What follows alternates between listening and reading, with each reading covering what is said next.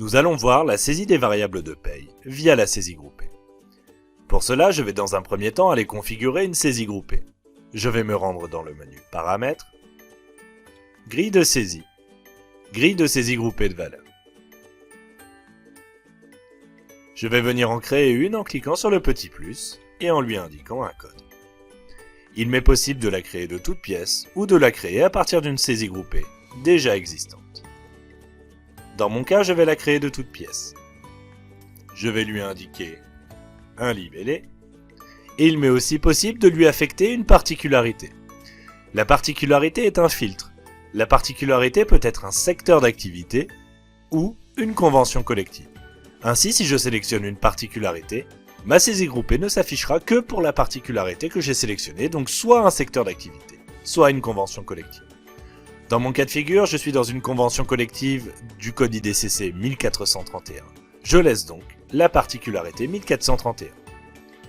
Je vais ensuite venir ajouter en dessous les variables que je souhaite saisir de manière groupée. Je souhaite créer une saisie groupée pour des primes, je clique donc sur le plus, j'ouvre la liste. Il m'est possible ici d'aller les rechercher directement en développant au niveau des thèmes ou de taper directement le code des primes que je souhaite saisir.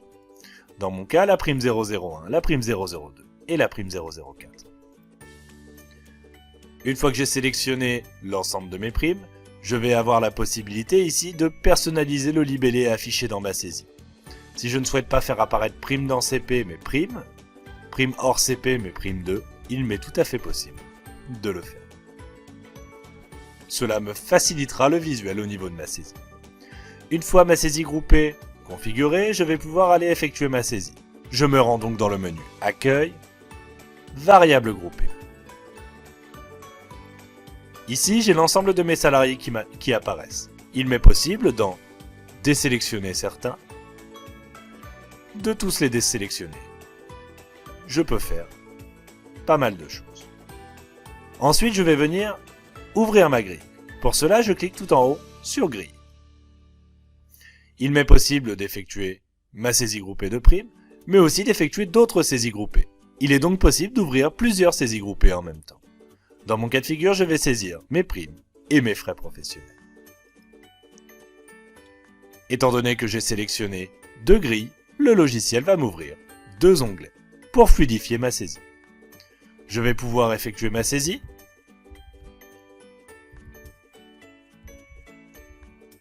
Par contre, pour la prime 2, ma prime est commune à l'ensemble de mes salariés. Je peux donc utiliser des raccourcis clavier pour effectuer des recopies. Ainsi, ma saisie est beaucoup plus fluide et je peux utiliser uniquement mon clavier. Si jamais les primes nécessitent des périodes de rattachement, il m'est possible d'indiquer la période de rattachement pour la DSL. Pour cela, je clique sur le petit calendrier et je saisis ma période de rattachement. Je vais ensuite aller saisir mes frais professionnels.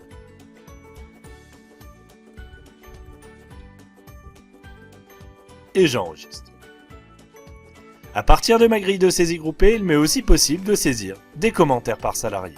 Ainsi, je peux cliquer sur la petite bulle et saisir un commentaire individuel pour mon salarié.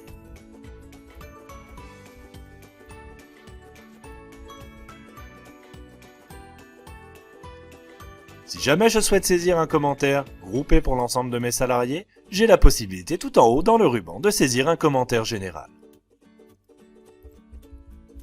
Le commentaire général ne se substitue pas au commentaire personnalisé, au commentaire individuel. Ainsi, les deux commentaires se cumulent.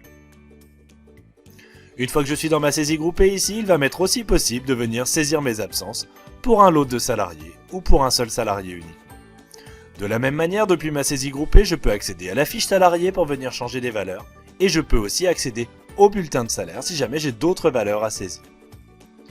Mais si jamais ici, j'ai entièrement effectué ma saisie, de primes, de frais professionnels, enfin de tout ce que vous souhaitez saisir, eh bien il m'est tout à fait possible de lancer une validation automatique des bulletins. Pour cela, je clique sur « Valider le bulletin ». L'ensemble de mes salariés apparaissent. Si je souhaite lancer une validation automatique uniquement pour 4 salariés et je souhaite que le 5e, je me rende en calcul le bulletin pour aller vérifier les infos, c'est tout à fait possible. Dans mon cas ici, je vais lancer la validation automatique pour l'ensemble de mes salariés. Le logiciel va valider, va m'appliquer tous les contrôles et va me faire tous les tests de cohérence. et va m'indiquer un rapport à la fin de la validation automatique, pour m'indiquer que mes 5 bulletins de salaire ont été validés avec succès. Si jamais il y avait eu une anomalie, bloquante ou non bloquante, ou un avertissement tel que le salarié payé inférieur au SMIC, une absence qui ne se valorise pas sur le bulletin de salaire, ou tout simplement une information DSN non renseignée, eh bien ici, j'aurais eu l'information dans mon rapport. Une fois mon rapport terminé, je referme et ma saisie des bulletins est terminée.